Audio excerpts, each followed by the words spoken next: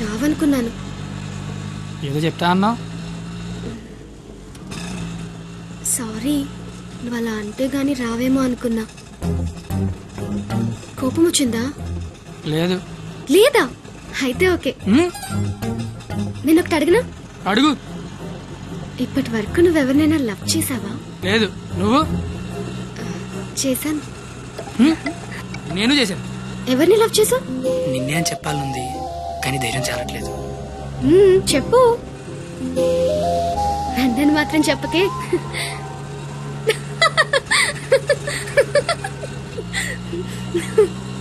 Sorry, నువ్వు అలా sad గా ఉంటే నాకు నచ్చడం లేదు.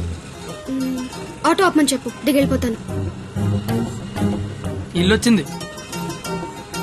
వచ్చేసిందా? మళ్ళీ రేపు పికప్ చేసుకుంటావా? నీకు విషయం చెప్తాను. అక్కర్లేదు, దిగు. సరే.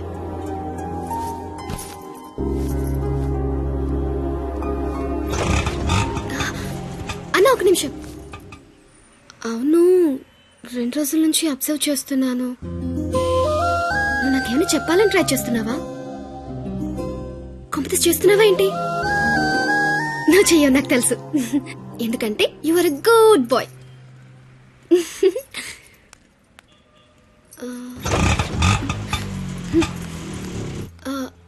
పోనీ నేనేమైనా చెప్తానని ఎక్స్పెక్ట్ చేస్తున్నావా? కాంపిటీస్ చేస్తున్నావా ఏంటి? నా చేయవులే, నాకు తెలుసు. ఎందుకంటే you are a good boy.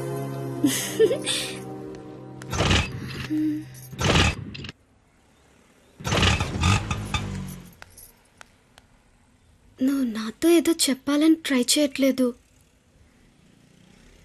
పోనీ నేనేదైనా చెప్తానని ఎక్స్పెక్ట్ చేయట్లేదు.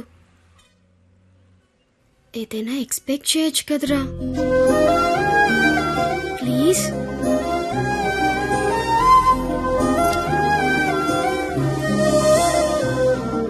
আমি তোমাকে ভালোবাসি.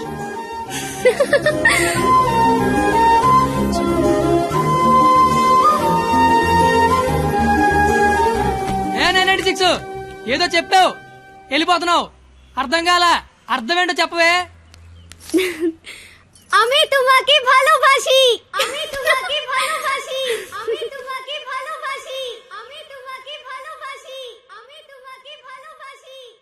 అమి తుమాకి భాలోబాషి అంటే ఏంటయ్యా? I love you. ఓ, ఆహా.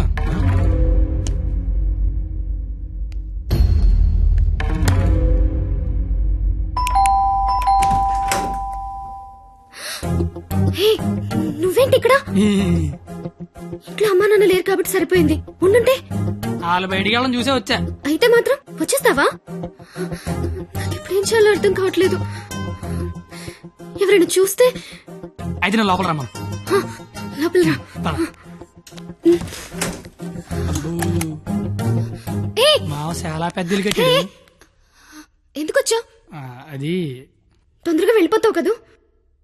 అంటే వెళ్ళిపోమని కాదు, నాన్న వాళ్ళు వచ్చేసరికి టైం పడుతుంది. అంటే ఉండమని కాదు, టెన్షన్ గా ఉంది. ఏం మాట్లాడాలో అర్థం కావట్లేదు. ఎందుకు వచ్చావు? తొందరగా చెప్పు. तो आई स्नेहियामी संस्कृत मोय तुमाक बाल पाव असामीस मैं चा चैन मा काश्मीरी तू मगेल मोगाचो कोंकणी माँ तो के प्यार केंडो अहियान सिंधी ऐना नंगवन उंगसी मणिपुरी हूँ तूने प्रेम करू छू गुजराती मैं तन्ने प्यार करूं राजस्थानी मुँह तुमाको बाला पाए ओरिया मैं तन्ने प्यार करदा पंजाबी मैं तुला होपच प्रेम करो तो मराठी न्या निन्नु स्नेहिक्कुनु मलयालम नानु निन्ननु प्रीतिस्तुने कन्नड नानु ने कादलिक्किरन तमिल मैं आपसे प्यार करता हूँ उर्दू मुझे तुमसे प्यार है हिंदी నేను నిన్ను ప్రేమిస్తున్నాను అమి తుమాకే బాలోబాషి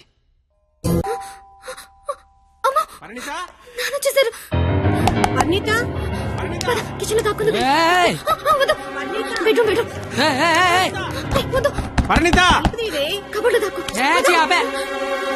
ఇప్పుడు అమ్మ బాబు వచ్చిన కిచెన్ లోకి వెళ్ళు, కబోర్డ్ లో దూరు, బెడ్రూమ్ లోకి వెళ్ళు. కొత్త ఐడియా రావా? కొత్త ఐడియానా? తలుపుతే పరిణిత.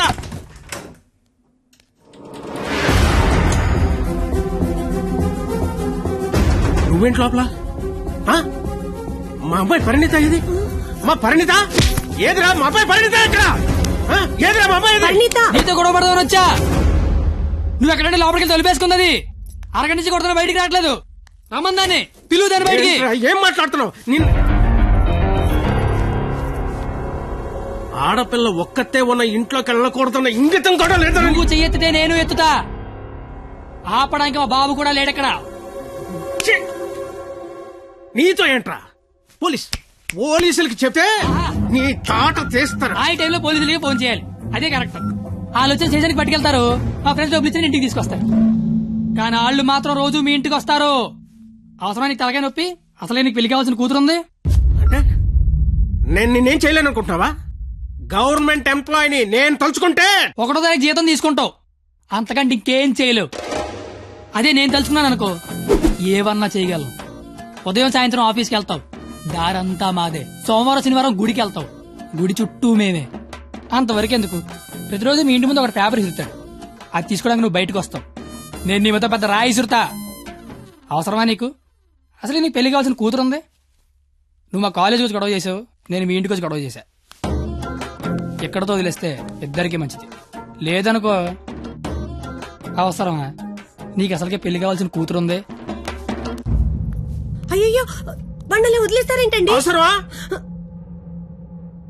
మనకు అసలే పెళ్లి కావలసిన కూతురుంది.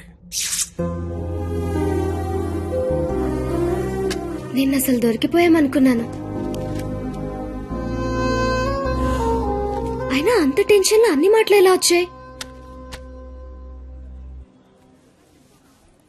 బిల్లు నువ్వే కడతావు కదా. అయితే ఓకే. డైరీ గేట్ తోనాలు గట్టు. నీకే. అదేంటి, నువ్వు చేయలేకపోయినా ఎవరు రాసుకుంటావు కదా. ఇంకవసరం లేదు, నువ్వున్నావు కదా. అయ్యో బాబోయ్, చంపేశావే. అది సరే, అసలు నన్ను ఎందుకు లవ్ చేసావే నువ్వు? అసలు నువ్వెందుకు నన్ను లవ్ చేసావు? ఇంటర్ పోయి ఖాళీగా ఉన్నాను, పొద్దున్న లేచాకేదో పని ఉండాలి కదా. చెప్తా. నీలాంటి తెల్ల తోలు కత్తిలాంటి ఫిగర్ ఈ కత్తిగడికి పడిందని పెట్టగోడ మీద కూర్చున్న కుర్రాళ్ళు కథలగా చెప్పుకుంటే ఉంటది. అంటే తెల్లతోలు కత్తిలాంటి ఫిగర్ నన్ను లవ్ చేసావా? ఆ, ఛీ! అంతగా ఇంకేం కావాలే?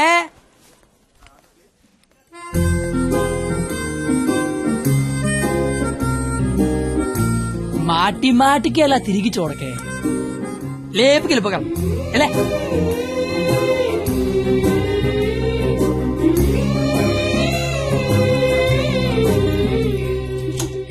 ఎవరు? కత్తి, ఏమైంది? నాకు నా డైరీ కావాలి. డైరీయా? నువ్వు ఉండగా నాకు డైరీ అవసరం లేదన్నావుగా. నువ్వు ఇంకా నాకు ఉండవనిపిస్తోంది. సరే, నీకు డైరీ ఇస్తే అందులో ఏం రాసుకుంటావు? నాన్న నాకు ఎంగేజ్మెంట్ చేస్తున్నారు, నాకు ఇష్టం లేదని. ఇప్పుడు ఎక్కడి నుంచి మాట్లాడుతున్నావు?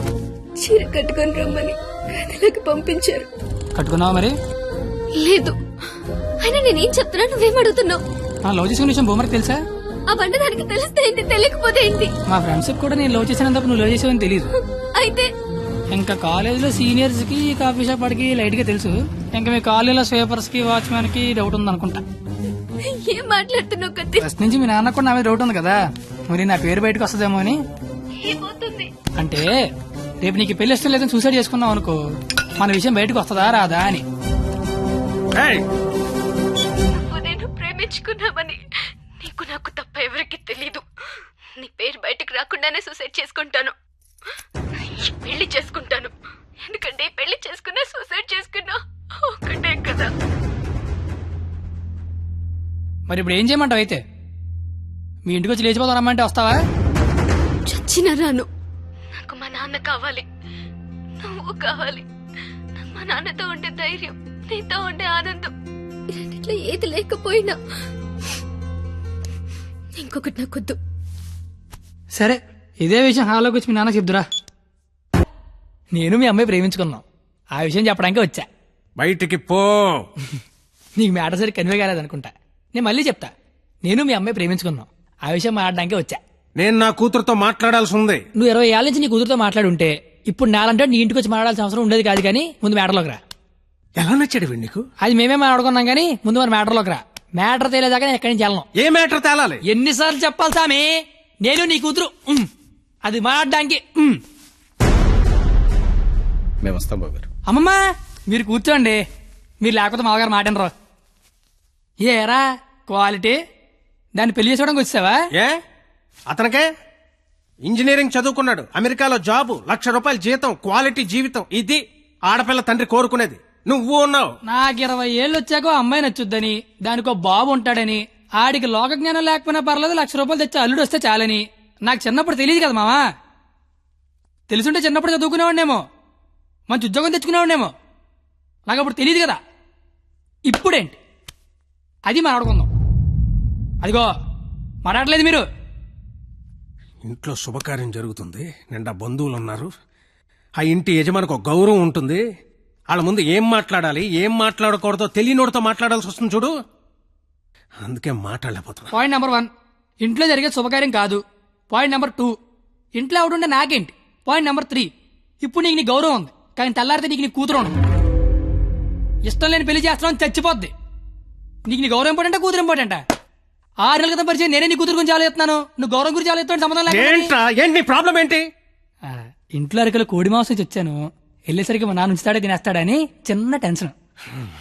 లేకపోతే వచ్చిన దగ్గర నుంచి నేను నీ కూతురు ప్రేమించుకున్నా మొర్రో అంటే మళ్ళీ నీ ప్రాబ్లం ఏంటి అంటావేంటి? ఇలాంటి అలాగా ఏదో ఇంటికి తీసుకొచ్చిన ఏ మీ ఆవిడ మీద చేత నీ కోపం చూడు, మా ఆవిడ మీద చేత నా కోపం రాదా? అది నా కూతురు, నా ఇష్టం. కూతురు ఇష్టం అంటే నీకు తెలియనప్పుడు కూతురు మీద ఇష్టం ఏంటాయి? కూతురు మీద లెక్కలేనంత ప్రేమ ఉంటది, కానీ కూతురు ప్రేమ అంటేనే లెక్క ఉండదు. ఇవన్నీ కాదు సార్, నేను మీ అమ్మాయి ప్రేమించుకున్నాం. నాకు తెలిసి నేనంటే మీకు ఇష్టం లేదు. ఏం చేస్తే నచ్చుతాను అది చెప్పండి, ఏం చేయడానికి నేను రెడీ.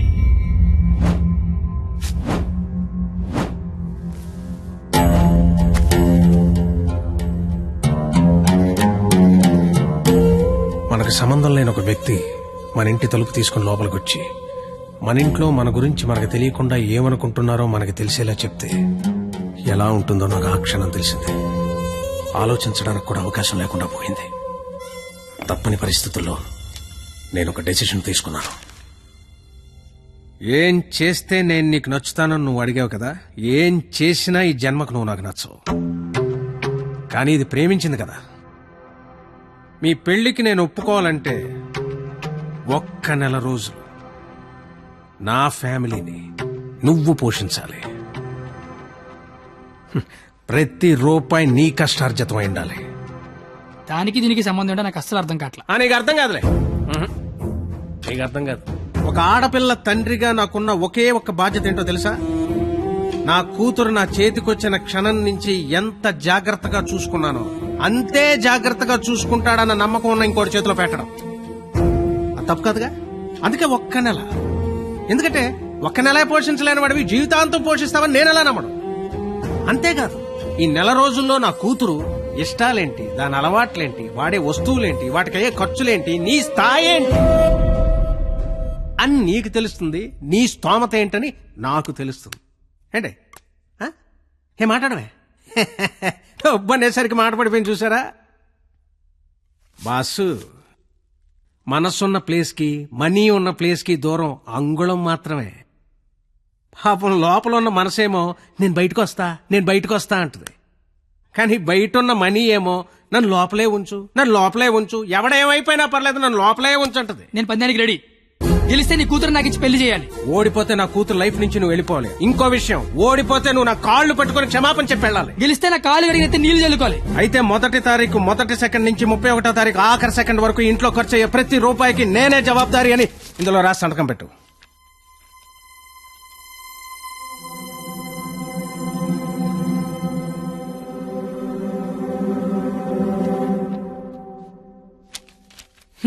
అంత మ్యాటర్ రాసిన చదువుంటే అగ్రిమెంట్ రాయాల్సిన అవసరం ఏముంది?